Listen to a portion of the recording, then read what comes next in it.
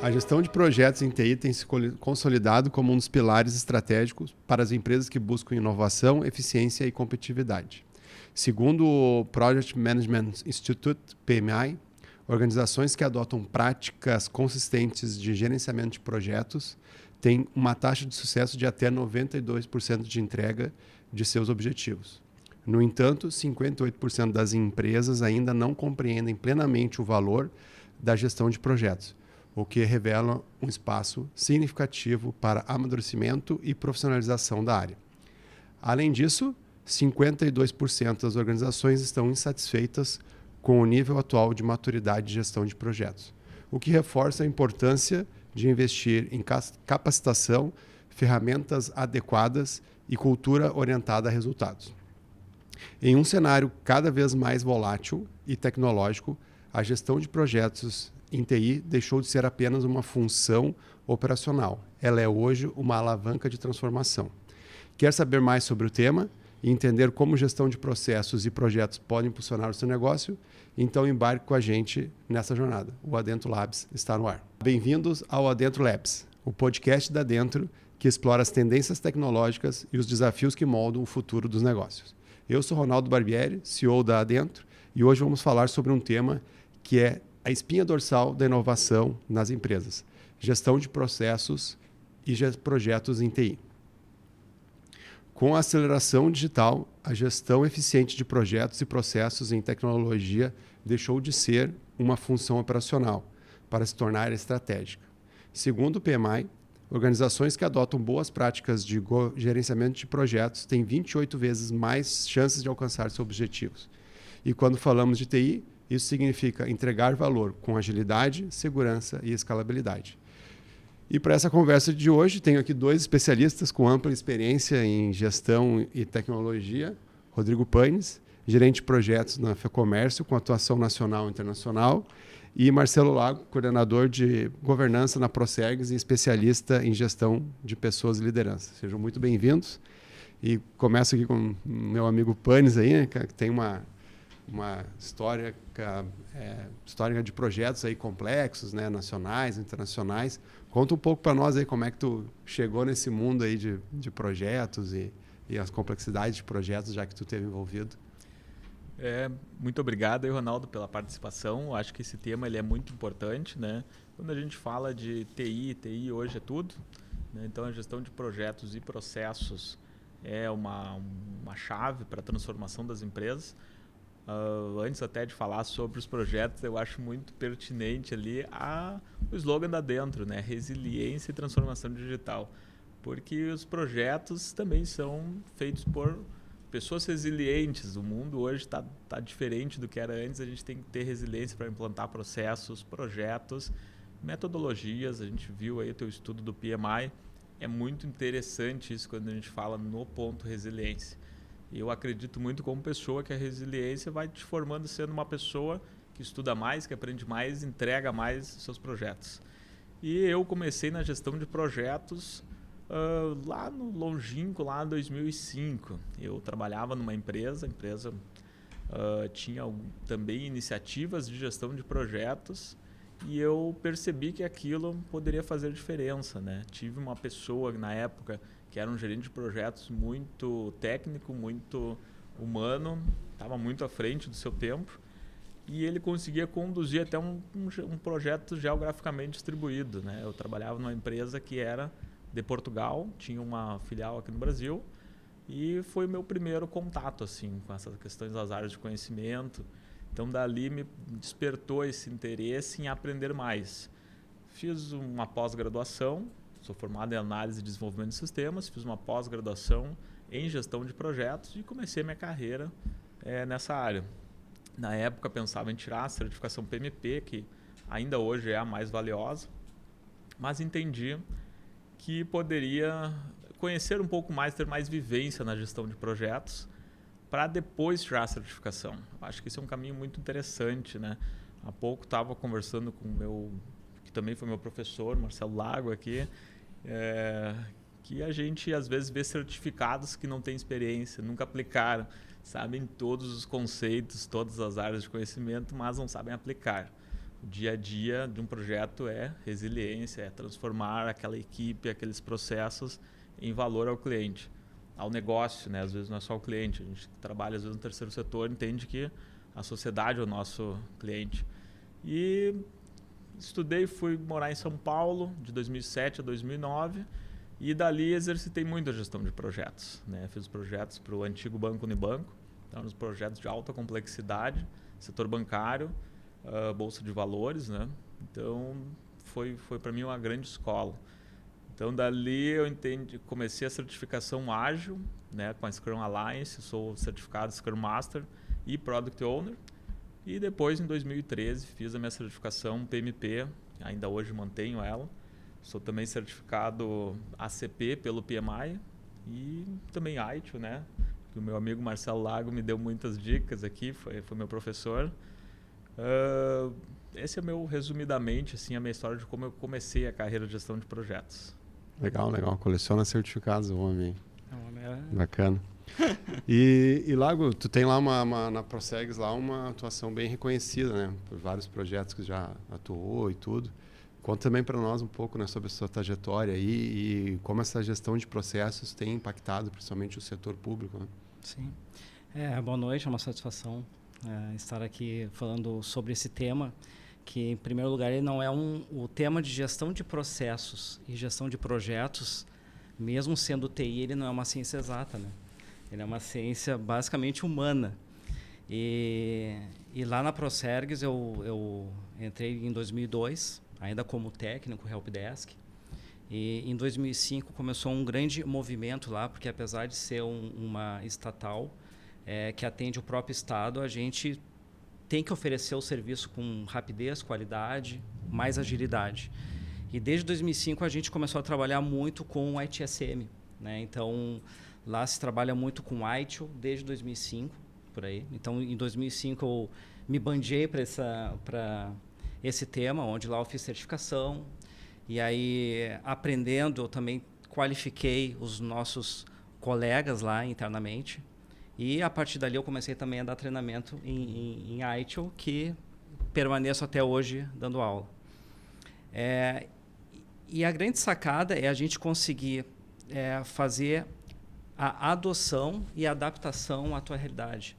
Porque hoje em dia tu tem ferramentas inúmeras de Scrum, Kanban, PMBOK, ITIL, que mais tem a sopa de letrinha e ferramentas para a gente poder utilizar no nosso dia a dia. Mas o grande segredo, o grande desafio é a gente saber até que dose a gente tem que pegar de cada boa prática para implementar nas nossas lacunas do dia a dia, né? Eu até quando eu dou treinamento, eu sempre falo assim, a pessoa vem aqui, faz um treinamento, aprende ali as boas práticas e volta para o seu trabalho achando que está tudo errado, né? E na verdade não é assim. Na verdade as boas práticas elas estão aqui para tu poder preencher lacunas que tu consegue identificar no dia a dia, né? E na verdade tu não vai resolver um problema com uma boa prática, tu vai resolver problemas com várias, né? Pegando um pouco de cada um. Então de lá para cá a gente fez, a gente sempre atuou, então são 20 anos trabalhando com gestão de processos voltados à ITSM, né? Gestão de serviços, implantando tanto a parte técnica quanto a parte cultural e melhorando os processos do nosso dia a dia. Na verdade, quando a gente fala em gestão de processos ou até gestão de projetos, ele é um conjunto que não vive por si só, né? Quando eu falo assim, eu vou gerenciar um processo, eu vou gerenciar algum projeto, ele é uma parte dentro de uma dimensão, onde tu tem que levar em conta sempre o quê? A parte cultural, aonde que tu está aplicando, aonde tu está gerenciando aquele processo, né? O processo ele não existe sozinho, eu preciso de pessoas para trabalhar com aquele processo, eu preciso de pessoas para receber aquele processo cliente, tanto a parte do cliente quanto a parte de quem está mantendo aquilo ali. Então, tu tem a parte cultural da tua empresa, que muitas vezes a gente desconsidera num projeto e a gente, por ser de formação de TI, né, a gente acha que muitas vezes tu resolve tudo com ferramentas. E, na verdade, tu tem que trazer a ferramenta associado com a cultura da tua empresa, né? E hoje em dia muito com saber trabalhar também com os parceiros, porque hoje em dia tu não implementa nada sozinho. Então, de lá para cá, a gente trabalhou sempre em cima desses processos. Hoje a gente tem uma área dentro da nossa empresa que é uma área de coordenação de governança de infraestrutura, onde dentro dela a gente coordena, faz melhorias dos processos de ITSM. Então entra ali a parte de incidente, problema, mudança, requisições de serviço, automações e também gerenciando o portfólio de projetos que a infraestrutura mantém no seu dia a dia. Que é um outro tema bem complexo quando tu lida com técnicos. O cara que se formou em análise, o cara que se formou em redes, ele é o cara técnico, né? Agora, quando tem um projeto de atualização, implementação, melhoria, quem é que vai gerenciar aquilo? Tu tem que puxar ou tu tem que qualificar, muitas vezes, o perfil daquela pessoa para poder gerenciar aquele projeto como um gerente de projeto. Porque, na verdade, ele é um analista de suporte que está encaixado ali como um gerente de projeto. Então, a nossa área ela tenta, além de administrar o portfólio de todos os projetos que a gente tem, a gente poder acompanhar, a gente poder auxiliar os nossos técnicos gerentes, né, para que o projeto saia dentro de um padrão mínimo, que a gente consiga controlar, acompanhar, mostrar resultado para a nossa própria diretoria e que o resultado saia, né, porque o principal é o foco no valor, é o quanto realmente tu está entregando de benefício com aquele projeto, que pode ser tanto um projeto interno para melhorar uma tecnologia, quanto pode ser um projeto externo também, que vai chegar até o próprio cidadão, né? Entendi. E pegando um pouco assim dos desafios assim, e boas práticas, tá? Quais são os principais desafios enfrentados hoje pelas equipes de TI na gestão de projetos? Gestão de projetos que eu tenho a dizer é a parte cultural. A parte cultural é que assim, projeto ele tem dois desafios. E aí tudo depende de como a empresa ela se organiza para atuar nesse tema. Pode ser uma organização que é top-down, que vem a diretoria, né, o board, estipula que vamos trabalhar com projetos, e aí ele cria uma estrutura, ele propicia estrutura, patrocina com treinamentos, capacitação, criando grupos para que consiga se dedicar e auxiliar os seus projetos para fazer com que eles evoluam. Ou pode vir de baixo para cima também, né? Muitas vezes algumas empresas que não focam muito nisso, mas exigem, né, o resultado final, muitas vezes parte do próprio técnico. Quando a gente dá treinamento, isso mais antigamente, a gente via que quem procurava mais treinamentos de ITSM, de ITIL, era o técnico. Por quê? Porque ele chegava lá, ele tinha uma equipe de ele e mais outra pessoa, ou só ele, e ele tinha que organizar a casa. E não vinha de cima para baixo esse patrocínio. Então, os técnicos procuravam a capacitação, aprender melhores práticas, aprender ITIL, PMBOK, Scrum, para poder se organizar de baixo para cima. Então, tem dois caminhos, né? Quando o caminho é de baixo para cima, ele é mais penoso. Ele demora mais, não que não vai dar certo, né? Cada um tem o seu tempo. Quando vem de cima para baixo, ele é melhor porque tu consegue estruturar melhor, tu patrocina aquilo ali, consegue atingir, acredito eu, mais rapidamente os teus resultados. Entendi.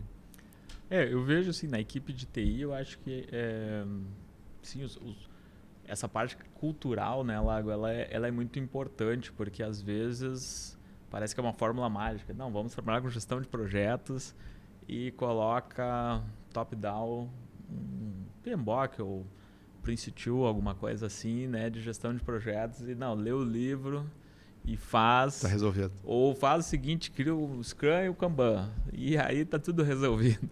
E as pessoas vão colocando post-it, vão colocando coisas, mas não entendem, né? Então, acho que um dos pontos principais assim, de projetos de TI, como é que a gente está vendo isso, a gente não tira um data center que está em casa, um premises ali, não coloca num data center a 20 km de distância ou 50. Vocês vão me perdoar agora que eu não sei qual é a medida assim, melhor assim, exigida, assim, a distância. simplesmente porque está na moda, né? Ou porque alguém disse. A gente tem que entregar um valor. Qual é o valor? O que vai diminuir isso? Então, o projeto ele é muito baseado não somente... Olha, coloquei toda a minha estrutura num outro local, num data center. O que gerou de ganho? E eu vejo que, às vezes, o problema dos projetos de TI são esses. Assim, a gente não consegue descrever qual é o ganho que se vai ter. Então, o pessoal fica focado, nossa, coloquei lá no data center, mas o que ele ganhou? Essa parte inicial, às vezes, eu vejo que tem muita dificuldade na TI, porque, assim, como o Marcelo falou, a gente veio de uma formação técnica, né? Antes de sermos gerentes de projetos ou de processo, de governança, etc., a gente teve uma formação técnica, né? 90% das pessoas que eu conheço se formaram do técnico. Então, a gente às vezes não gosta de ser cobrado, então a gente não gosta é difícil visualizar, né? Isso com o tempo, com o gerente, quando tu vai se tornando um líder, um gestor, um facilitador, o que seja, né? Tu vai aprendendo a gerar melhores reportes, entender melhor o que tu vai ter de ganho, quanto tu vai economizar. Isso até o ITIL traz muitos processos, né? Cara, economia de energia elétrica, economia com os colaboradores, riscos associados a isso, que o cara é CLT, tu vai ter que ter escala, tu vai ter tudo que num data center já está pronto. Então, esse eu vejo um ponto muito difícil na gestão de projetos de TI, que é esse começo do projeto, porque às vezes as pessoas só entregam, da mesma forma, um software, né? Não, vou entregar um software, isso vai estar pronto. Mas que benefício aquele novo software entregou? Não, é um novo software de ERP, mas está com os mesmos erros daquele antigo. Então não entregou nenhum benefício, mas o projeto foi concluído com sucesso, o software está no ar. Então esse eu vejo duas pontas difíceis de se lidar. Assim. Entendi. E o que vocês acham das metodologias ágeis, assim, os frameworks, como tu falou, né, do Scrum e do Kanban, eles têm ajudado a superar, por exemplo, esses desafios assim, dos projetos em TI? Eu vejo muito com bons olhos. Eu acho que sim, eu sempre sou adepto, talvez alguém vai me xingar aqui na internet, né? Mas eu sou adepto do Sprint Zero. Tem muita gente que não considera o Sprint Zero. Gosto muito de trabalhar com o Scrum, ainda mais assim com uma empresa que está começando. Eu acho que a gente começa com isso. Depois a gente parte para um cronograma maior. A construção civil já adotou isso também. Hoje a gente fala de Lean Construction. Então, para muitas coisas, ele se adapta bem, ele é fenomenal. Sprint Design nem se fala para produtos de TI. Outras coisas é difícil, né? Tu não vai inaugurar um hospital primeiro com a sala de cirurgia, né? Tu tem que ter todo o gerador, tem que ter tudo isso, né? A gente fala em gestão de valor, mas para alguns projetos eles não se encaixam assim como eles foram feitos, né? A natureza deles é muito para um framework de desenvolvimento de software, né? Então, projetos de TI eu adoro, recomendo. Hoje a gente estava conversando, né? A ITIL também tem na ITIL V4, a gente vê a adoção do DevOps, a adoção do gerenciamento de projetos. Eu recomendo, gosto muito do Kanban, acho que é visualmente excelente. Eu adoto e adotaria novamente sempre que fosse necessário. Até para escalar também os projetos, né? Entendi. Gostei desse Sprint Zero. Sprint Zero é bem... Eu acho que assim, ó, é lógico que tu não resolve todos os problemas com uma ferramenta só, né? E tu consegue fazer um bem bolado das duas. É importante, no modelo tradicional, tu ter a visão do todo. Mas tu te permitir que tu não vai conseguir planejar o todo de uma vez só. E que tu vai encontrar dificuldades no caminho até chegar nesse final. Então, aí o método ágeis ele entra bem para a gente conseguir quebrar em partes. Até a própria ITIL 4 falar sobre os princípios, né? Que aí fala, foque no valor, né? O que importa realmente é o valor que tu está gerando para aquele teu cliente, né? Outro princípio que ele fala lá que comece de onde você está. Tu vai começar um novo projeto hoje, não joga fora o que tu tem, porque se tu chegou até ali é porque teve valor, né? Pode ter que melhorar, mas não destrua o que tu fez, né? Então comece da onde tu está. Depois ele fala, promova a colaboração e visibilidade. Um dos mantras nossos lá é dar visibilidade. Visibilidade para projetos, visibilidade para processos, projetos, né? Para os trabalhos, mesmo que às vezes microtrabalhos, dar visibilidade para ele. Porque a visibilidade não é tu propagandear, mas sim tu fazer com que todo mundo, de alguma maneira, seja engajado naquele tema e que possa contribuir daqui a pouco. Daqui a pouco uma pessoa está longe daquilo, né? E consegue enxergar, opa, está se fazendo tal projeto, está se atuando em tal tema, eu posso contribuir com aquilo e tu consegue maior engajamento. E aí tem um outro princípio que é bem métodos ágeis, que é progrida interativamente com feedback. Tu tem que progredir aos poucos, tu não vai conseguir planejar tudo de uma vez só. Então, é importante tu ter a visão do todo, mas também tu sabe que na hora de praticar, na hora de exercitar, vai ser quebradinho. E tu tem que te permitir a errar, te permitir a errar, por isso que eu falo do feedback, né? A cada ciclo que tu roda, até faz parte do método ágil, né? Que a cada final de sprint tu faça lá as tuas lições aprendidas, né? Então, tu vai aprendendo e melhorando interativamente. Então, esse eu acho que tu consegue fazer um bem bolado dos dois, mas na prática mesmo, se tu utilizar métodos ágeis no dia a dia, tu tem que conciliar junto com o modelo tradicional, porque ele vai te dar o norte, né? E eu falo isso muito porque lá onde a gente trabalha, a gente sustenta a tecnologia. Então, tu tem projetos que não tem muito como tu escapar de ter que ter uma visão geral e saber passo a passo aonde ele vai chegar, né? Então, é importante a gente conciliar essas duas coisas. Por isso que é importante a progressão interativa e com feedback, né? A cada ciclo.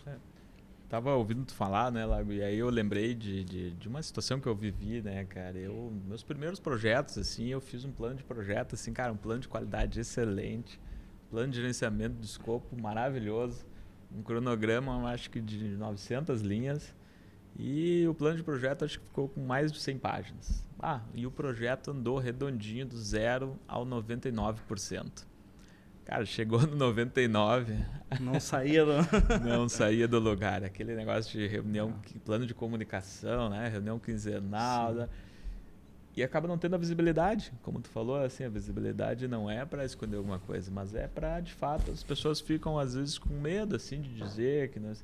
Então, dali eu aprendi que a gente tem que ter essa agilidade, não sei se é agilidade, mas agilidade, visibilidade, né? No desenvolvimento do projeto. A gente precisa ter esses ritos, né, que o Scrum coloca, da Scrum Meeting. O Scrum é outro método ágil, né? A gente sabe que são todos muito similares, até o próprio PMBOK hoje coloca isso, né? Os métodos ágeis estão adotados, né? Então, essas reuniões diárias, ou às vezes não são diárias mais, mas as equipes hoje, como estão virtuais, elas se encontram nos chats ali, Rocket Chat, Discord, etc. Então, essa visibilidade, como tu falou, alguém pode ajudar o colega, etc. E o projeto não chega mais naqueles 99, assim. A gente tem ali o burn down, essas coisas, a gente pode ver, né, como ele está evoluindo. Entendi. Bom, a gente já falou, né, que na TI não tem receita certa, né? Tu mesmo falou ali, né? Não tem, a coisa é bem variada, né? Então, os projetos são melhor... Na verdade, acabam sendo cada projeto bem personalizado, né? E daí tem a questão de cada negócio e tudo. Quais seriam assim, 3 boas práticas, né, que podem ser adotadas, né, na gestão de processos e projetos de TI? Bom, vamos tentar resumir em 3, né? Mas vamos lá. Eu acho que trabalhar o engajamento, ele é fundamental, não só de quem participa do processo ou do projeto, né? Mas quem vai receber também. Né? Então, por exemplo, num projeto onde tu vai implantar uma ferramenta nova, tu tem que engajar. E aí, engajar, tu tem várias técnicas, desde treinamento, workshops, fazer participar de um laboratório, oficina, né? Então, engajamento ele é muito importante. O segundo é tu te permitir que aquilo que tu planejou hoje, amanhã pode mudar. Pode mudar. TI não tem essa, né? E muitas vezes, assim, o foco muda muito rapidamente, às vezes, as prioridades por parte do próprio cliente ou até percalços que a gente encontra no meio do projeto. Então, tu te permitir a replanejar. Tu tem que estar sempre replanejando, né? E, para mim, a terceira é a visibilidade. Tu deixando visível, tu consegue mostrar muitas vezes o porquê que aquele plano mudou e automaticamente tu tu notifica, comunica as pessoas, trazendo o engajamento para isso, né? Então, se pudesse resumir em 3, assim, rapidamente, sem parar para pensar muito, né? Seriam 3, porque são 3 que a gente foca muito lá, né? Eu até participei de um projeto onde eu fui um coordenador técnico, onde a gente implantou uma grande ferramenta no estado todo, né? E a gente teve que trabalhar com multi-órgãos, multi-secretarias. E esse foi um dos focos que a gente fez. O primeiro era uma ferramenta nova. O que a gente tinha que fazer? Primeiro, a gente vai implantar localmente na nossa empresa e para ver como é que vai ser a implantação, tentar identificar os gargalos, aqueles problemas que tu não encontra no planejamento teórico, né? E na prática tu vai enxergar, para só depois a gente começar a rodar nos outros clientes. E o projeto foi um sucesso. Assim, a gente conseguiu atingir cerca de 60 mil servidores públicos, né? Pessoas, né? Colaboradores do nosso estado, em 8 meses, implantando em 8 ciclos. Então a gente montou toda uma linha de montagem de como que eu implementava aquele mesmo software em um grupo, depois para outro grupo, usando o mesmo template para todos. Mas isso só foi possível porque a gente fez um dever de casa primeiro, fez um piloto conosco e conseguimos identificar os gargalos e conseguir replanejar o projeto quando ele foi se expandir para os demais órgãos, né? Então, basicamente esses 3, assim, né? Tu engajar, tu poder replanejar e visibilidade. Visibilidade, para mim, é um dos principais aí, né? Que visibilidade, um monte de projetos é tudo. Porque nós, TI, a gente não tem a cultura de dar visibilidade para o que a gente faz. Não tem. E quando tu começa a dar visibilidade, tu começa a mostrar realmente e até o motivo, como eu falei antes, de outra pessoa que tu nem imaginava que poderia contribuir para aquele projeto poder vir e participar também, né? Tu começa a dar insights em outras pessoas. Entender, né? Legal. E para ti, pai? Eu vou pegar uma carona aqui com o Lago, né? Realmente eu acho que a gestão dos stakeholders que a gente fala, né? Ela é muito importante, porque se eles não tiverem engajado, isso é uma prática até que hoje na gestão de projetos está mais desenvolvida. Se eles não estiverem envolvidos na geração do valor, se eles não estiverem certos do que vão receber, normalmente a gente queria um boné, e aquele boné o cara estava esperando que fosse laranja, aí a equipe de TI ia lá fazer um boné que era uma viseira, assim, e queria, não, mas foi o que tu pediu para tapar o sol, então hoje a gente trabalha muito mais com isso, a famosa figurinha do projeto, né? Isso, a famosa figurinha do projeto. O balanço com um pneu, né? Então, o cara sonhava com aquele boné laranja ali da dentro e acordava com a viseira aqui de outra cor. Então, eu acho muito importante e que legal que está mais valorizado isso hoje. Segunda, também pego carona na visibilidade. Eu acho que a gestão à vista assim, trouxe muito valor, né? E eu acho que não só uma visibilidade assim, a gente tinha antes, né? Uma ideia da visibilidade era culpabilidade, assim. Quem é que nós vamos culpar, né, cara? Vamos botar ali para ver ali, o projeto do Ronaldo tá vermelhinho, tá aqui meus indicadores, né? Se não estiver na sala, é melhor ainda, né? Culpar, né? Quem não tá na sala. Indicador, como é que fala indicador? Melancia, né? Verde por fora, vermelho por dentro, né? O que importa é que tá verde, mas por dentro tá uma balança. É o do 0 a 99, né? Ninguém queria ficar com aquela na entrada da empresa tinha aquele vermelhinho, né? Mas a visibilidade que eu digo é essa, assim, a gente vê o que está acontecendo para poder replanejar, se permitir replanejar, né? Eu acho que isso, na visibilidade, tem muito disso, né? Porque às vezes tu tá buscando uma meta que é inalcançável, então é melhor tu replanejar aquela meta, né? Ou tu tá querendo fazer um projeto e tu tá querendo ficar verde, mas aquilo não vai agregar valor. Mas tu tá fazendo porque tu não quer ficar vermelho, né? Para te não, como é que eu vou replanejar alguma coisa e vou ficar vermelho, vou ficar ali, meus colegas vão chegar e vai estar errado. Mas a gente tem que se permitir realmente replanejar. Isso é a vida inteira da gente, é assim, né? Quem trabalhava antes com outras tecnologias, hoje teve que se modificar, né? Para qualquer profissão, não só a TI. E a terceira, eu vou ficar com a resiliência, sabe? Eu acho que a resiliência nesse mundo que a gente está hoje é muito importante. Porque não só na TI, mas acho que qualquer profissão, assim, às vezes tu tá com alguma coisa e chegou a nuvem, e depois chegou o ChatGPT, e depois chegou outras coisas. E vai chegar, e tu tem que ser resiliente. Meu projeto às vezes não está andando como eu queria, meu cliente não está me atendendo, eu tenho que ser resiliente, eu tenho que procurar outras formas, eu não posso ser mais aquela pessoa assim, cara, eu sou assim e não dá. Essa resiliência de tu achar uma força, isso é um trabalho de um gerente de projetos. Ele tem que mostrar integridade, tem que mostrar uma autoconfiança e isso se constrói muito com resiliência. Ele tem que mostrar para a equipe, né, que não é porque o cronograma ficou no vermelho que ele vai se afundar e vai se enterrar. Então, fico com a resiliência como uma terceira ponto-chave aí que eu deixo de dica. Não, legal, legal.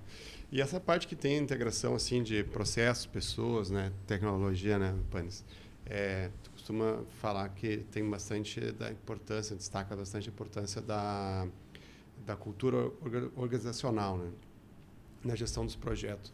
Tu pode falar um pouquinho mais sobre isso para a gente? Eu acho que as pessoas são quem faz os projetos, né? Sempre um projeto vai ser feito por pessoas, né? Mesmo que a gente tenha robôs, etc., programados, as pessoas vão programar os robôs, mas a cultura da empresa ela é muito importante. Se eu sou uma empresa voltada a resultados financeiros, o meu time tem que estar ciente disso. Nós vamos fazer um projeto que dê mais resultados financeiros. Se a cultura da minha empresa é trabalhar mais com associados, a gente tem que saber que benefícios são para associados. Se a cultura da minha empresa é melhorar processos internos, a gente tem que levar isso em consideração. Terceiro setor é pessoas atendidas por aquele projeto. Todas as minhas ações têm que ser para maximizar esses resultados. Então, eu entendo que essa cultura ela é muito importante. Tem empresas que são, a gente estava falando aqui agora há pouco nos bastidores, né, que ou são 100% remoto ou o pessoal vai embora. A cultura do trabalho também tem que ser respeitada. Então, eu acho que cada uma das culturas, né, sem contar a cultura da própria pessoa, né? Eu já trabalhei em projetos que a pessoa começava no domingo e não trabalhava na sexta. Já trabalhei em projetos com fusos horários muito diferentes e que a gente tinha uma barreira de língua que a gente tinha que conseguir achar uma língua que todo mundo se entendesse. Na época foi escolhido o espanhol, assim. Então, a cultura empresarial faz sim diferença. Quem coloca isso para o lado, eu vejo muita dificuldade no seu projeto. Entendi. E, olá, me ajuda numa coisa assim, como é que para garantir os processos assim bem definidos não engessem a inovação, né? Mas sim ajude a potencializar isso, né? Porque na verdade quando acaba botando muito processo, em alguns casos engessa e não traz inovação, né? É o criar processo por criar processo, né? Pode falar um pouco mais para isso assim, no setor público, privado? Até a própria ITIL 4, né, ele trouxe aquele conceito de que quando tu gerencia um incidente, problema, mudança, não é mais gerenciar processo, né?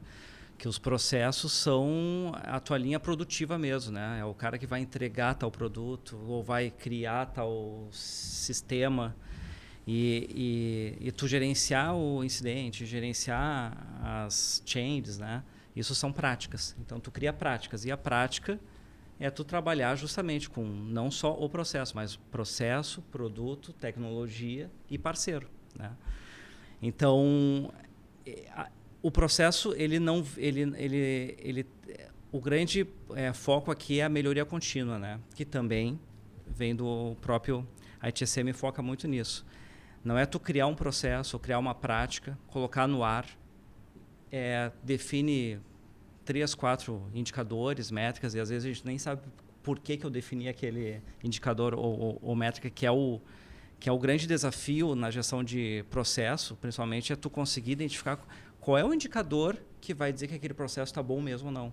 Porque se eu olhar by the book, ali já vai dizer, use tal métrica. Mas será que aquela métrica é boa para a tua realidade? Será que aquela métrica realmente ela reflete o que tu precisa no dia a dia, né? Então, o grande segredo é tu montar o teu processo, definir saber qual é o fator crítico de sucesso dele, para cada um fator crítico de sucesso, tu definir como é que tu vai medir para saber se aquele fator crítico está sendo atendido ou não. E colocar no ar, mas não pode esquecer. Por isso também que as boas práticas falam que tu tem que ter um dono de processo. Tu tem que ter alguém responsável por aquele processo que está constantemente olhando para ele e melhorando ele, não cobrando. Cobrar é o que a maioria das empresas acabam fazendo. Tu não executou conforme o escrito, né? Em vez de, quando tu muda essa realidade para alguém que está olhando, por que as pessoas não estão executando da maneira que a gente desenhou? De repente, a maneira que a gente desenhou já está saturada. Eu tenho que redesenhar aquela forma dentro do processo.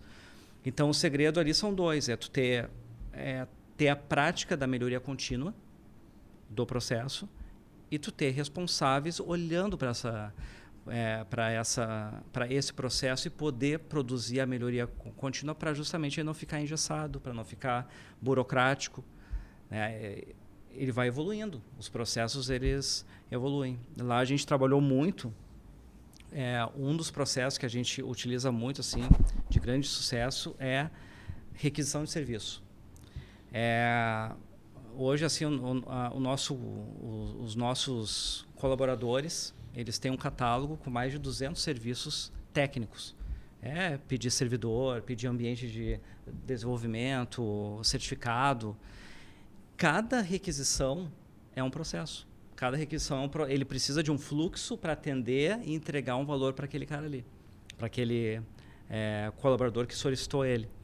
Então a gente tem todo um aparato que a gente desenhou cada um dos processos, sistematizamos, automatizamos aquelas tarefas que são necessárias automatizar, porque também não é aquele negócio automatize tudo. Não, tu não vai conseguir automatizar tudo, tu não vai ter perna para tudo, tu vai automatizar aquilo que é preciso automatizar.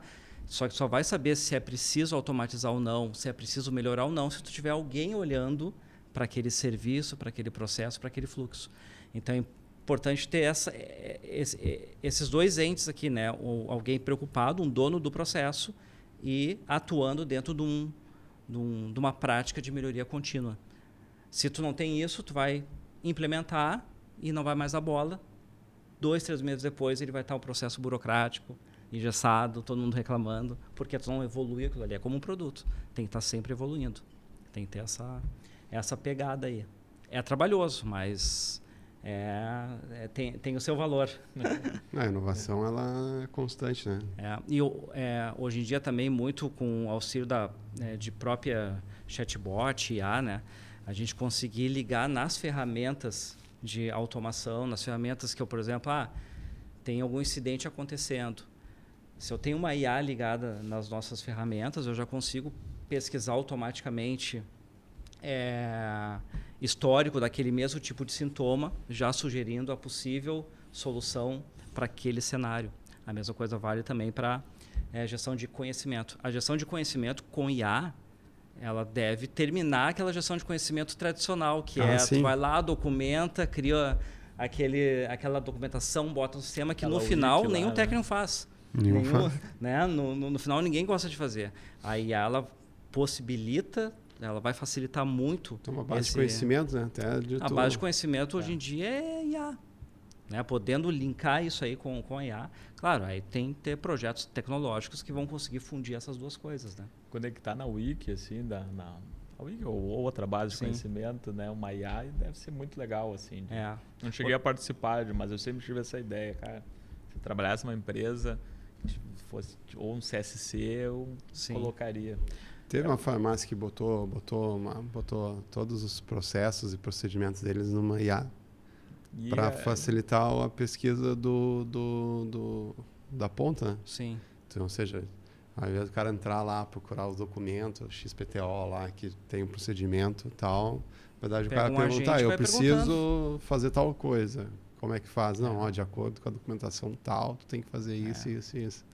Aí a gente trabalha na exceção, né? O que não achou a documentação? Bom, agora vamos fazer e vamos gerar mais uma, né? Sim, vai pro próximo. O próprio chatbot é algo que logo, se ele não está ligado com uma IA, ele vai acabar. Porque o chatbot, o tradicional aquele, tu tem que criar todo o caminho de perguntas e respostas que tu nunca vai acertar todos os cenários. Na hora que tu bota no ar, o cliente vai pedir alguma coisa que tu não estava falar prevendo. Com atendente, né? Então, com IAs generativas, isso aí vai facilitar muito. Né? Então, em curto espaço de tempo, essas ferramentas novas de ITSM, todas elas já estão incorporando no seu próprio engine, lá no seu motor, IA generativa. Para facilitar justamente isso. Tu tem um alerta de monitoria. Esse alerta que ele já alertou em qual ativo, esse ativo, pesquisando já nas bases, já alertou as 3 últimas vezes mês passado e onde a solução foi executar tal procedimento. E já pode jogar na tela, facilitando ou mais rapidamente tu agindo em cima daquele erro, né? E pegando um pouco aí desse gancho aí, né, de falar um pouco de tendência, né? Quais tendências que vocês enxergam né, que são do futuro para a gestão de projetos? O PMI, assim, né, ele já, puxando um pouco o assado para o PMI, ele já trabalha com inteligência artificial junto com seus associados. Ele já coloca isso como um dos itens, assim. Então eu vejo que sustentabilidade e a IA, essas coisas são as tendências, né? Hoje, assim, de hoje. Pode ser que daqui a um ano a gente volte ao programa e a gente tem uma outra tendência, porque a gente sabe que a inteligência quântica, a gente não sabe quando ela vai ser lançada, mas ela vai, né? Então pode ser que a gente esteja trabalhando com outro nível. A gente estava falando sobre inovação, etc. Então a gente coloca um projeto no ar às vezes e ninguém consegue dar manutenção nele, né? Fica aquele quem lo pariu, que lo embale, etc. Então acho que a sustentabilidade dos negócios, nos projetos, ela hoje está muito em pauta. Eu acho que ela vai ser um item que vai ser levado em consideração daqui para frente. Então tu tem que ter um projeto que ele tenha um ciclo de vida bem definido, tem que ter o teu negócio, tem que estar pronto para sustentar ele. Além da gestão de projeto verde, né? O Green Project Management, quando tu trabalha com projetos maiores, tu ter toda a gestão da cadeia dele. Então, eu vejo que sustentabilidade e inteligência artificial para a gestão de projetos são essenciais. Eu utilizo muito no meu dia a dia a inteligência artificial do PMI, porque eu sou associado. Então, eu posso ir ali fazer as perguntas e ele faz toda a pesquisa no guia de conhecimento do PMBOK, além de outros templates, outras publicações do PMI. Isso me facilita muito a vida. Quando eu tenho alguma dúvida, como eu faço para gerenciar de tal forma? Ideias para elucidação de requisitos, ideias para sprints. Então, isso é uma tendência que a gente acelera muito o nosso trabalho, sabe? Quem está utilizando vai estar no mercado. Entendi. E o segredo vai ser saber lidar com pessoas, né? Volta para aquele negócio. Com certeza. Sugerir melhores planos, sugerir melhores direcionamentos, caminhos, a IA vai ajudar muito. Claro, tem que saber usar a IA, né? A IA não é tu achar que tu vai fazer qualquer pergunta para ela vai te responder aquilo que deveria. Tu tem que... E se vai estar certo também, né? Tu tem que ter uma faculdade para entender, criar um prompt bem feito. Mas o segredo é as pessoas. Como é que tu... Porque até ali planejamento, métodos de como tu vai fazer, tranquilo, plano, WBS, tudo ok. O negócio é fazer acontecer, e fazer acontecer com pessoas. Então aí entra tu saber lidar com cada tipo de colaborador. Cada colaborador tem o seu estilo diferente de tu lidar com ele. Aí vai muito o papel do líder, de conseguir perceber no seu time o que motiva em cada um deles e o que desmotiva também, né? Então tu tem que ter planos individuais para cada elemento da tua equipe. Porque aí, isso aí, juntando com tecnologia, juntando com... aí o sucesso, a chance de sucesso é muito maior, né? Mas é saber lidar com pessoas, eu vejo que o futuro e cada vez tem cada pessoa de um estilo diferente. É a tendência do tradicional, na verdade, né? Lidar com pessoas. E sempre lembrando que TI são pessoas de TI, né? Sim. Pessoas de TI é uma pessoa diferente. Tem que saber colocar, né?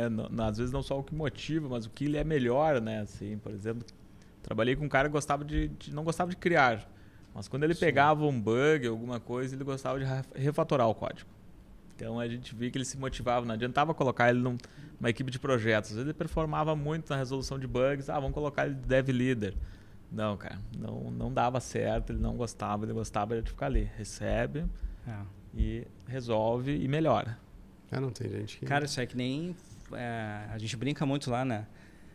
Eu brinco muito com o nosso time, assim, tu é o meu 7, tu é o meu 9, né? Que é o conceito de técnico, de saber colocar cada pessoa na sua posição que ela mais vai render. E é justamente isso. Tem pessoas que não vão render daqui para lá, então... coloca ela, identifica no que ela é boa e no que ela se sente melhor, fazendo e coloca ela ali. Porque não adianta também tu querer quebrar uma cultura que muitas vezes não vai dar certo. Tu tem até para tu ter a curva de aprendizagem ou a própria prazo da tua entrega, às vezes ele não te permite que tu passe por essa mudança cultural. Então tu pega a tua cultura e adapta ela ao teu contexto, né? Muitas vezes pode faltar algum lateral direito, algum lateral esquerdo, mas tu vai montando o time com o plantel que tem. Montando. E que conselho vocês dariam para quem está querendo, né, entrar nessa área ou começar nessa área, né? De projetos especificamente, assim. Cara, processos, projetos, né? A primeira coisa é capacitação. Não ache que tu fazendo um curso, tu já sabe tudo. Tá? Tu tem que estar sempre buscando capacitação. E a própria IA, né, novamente, né, hoje é com o ChatGPT, Gemini e outros, tu consegue te capacitar em qualquer assunto. Né? Então, tu tem que buscar, para mim, primeiro, a tua qualificação teórica, entender aquilo. E ter muito equilíbrio no momento de colocar na prática aquilo que tu aprendeu. Mas, basicamente, é tu puxar a teoria e te envolver na prática. Te oferecer para participar de algum projeto, exercitar aquilo, saber que nem tudo vai dar certo. Aquilo que tu aprende ou aquilo que tu vislumbra, tu não vai conseguir atingir 100% daquilo que tu achava. Né? Um pouco e cuidar para não se frustrar. Né? Hoje em dia a gente tem uma geração que se frustra muito rápido. Então a gente tem que saber lidar muito bem assim com os limites que eu posso ir, entender o contexto que eu tô incluído nesse projeto, saber que nem tudo a gente vai conseguir fazer conforme a gente achava. E sim, muitas vezes aquele time, aquela situação precisa de ter ações um pouco diferentes das que tu acha que tem que ter e saber lidar com isso. Resiliência. Né? Tu conseguir ter essa resiliência também para oferecer e trabalhar em cima de um grupo.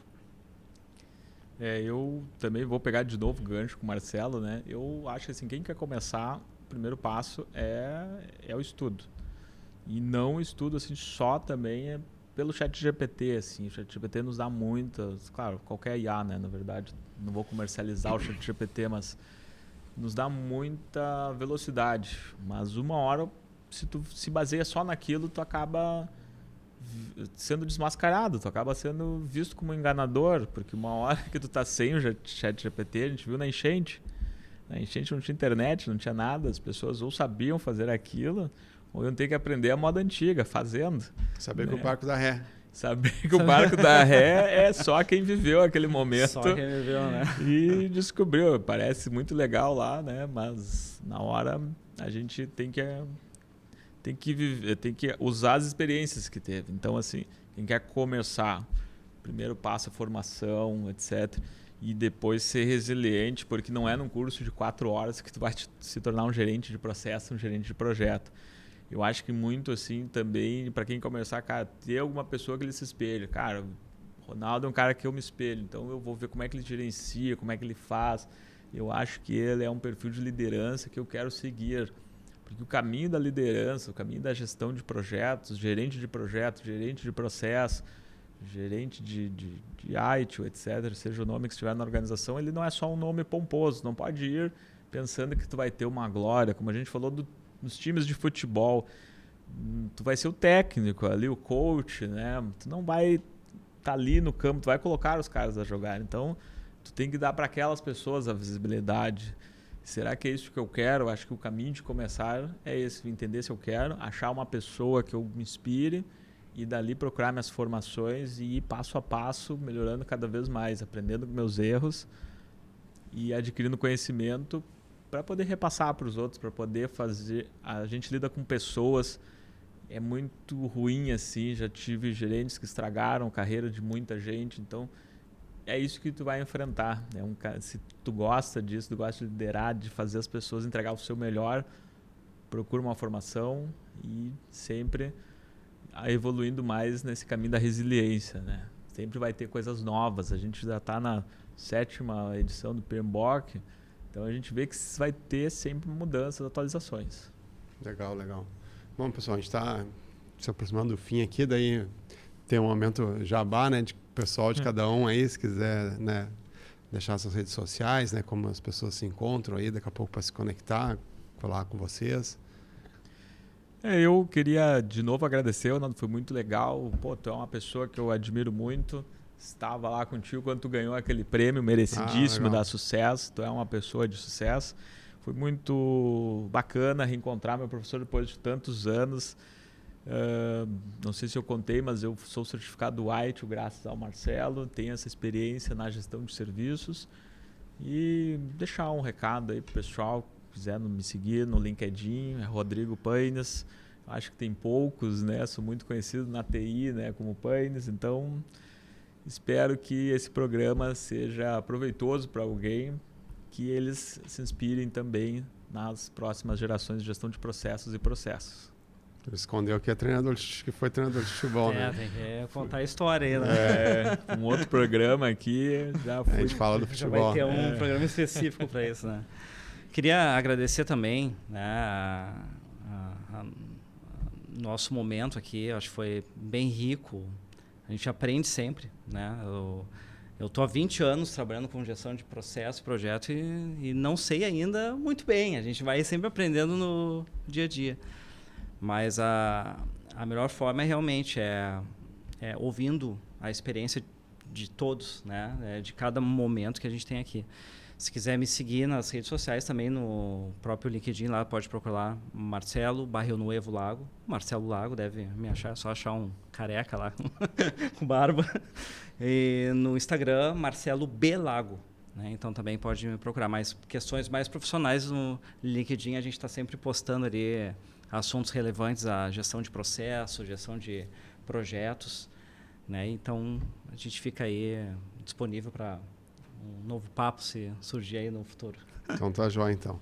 Pessoal, o Adentro Labs chegou ao fim.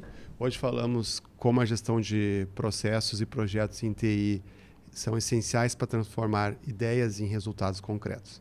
Obrigado mais uma vez aí, Lago e Paines, por compartilharem suas experiências e visões conosco. Este e os outros episódios do Adentro Labs estão disponíveis no perfil da Adentro do YouTube e nas principais plataformas de áudio. Nos próximos episódios do Adentro Labs, vamos falar mais sobre empreendedorismo. Então fique ligado e muito obrigado por nos ouvir. Para saber mais sobre a Adentro e nossas soluções, visite o nosso site adentro.com.br e acompanhe a gente nas redes sociais. Até o próximo episódio do Adentro Labs.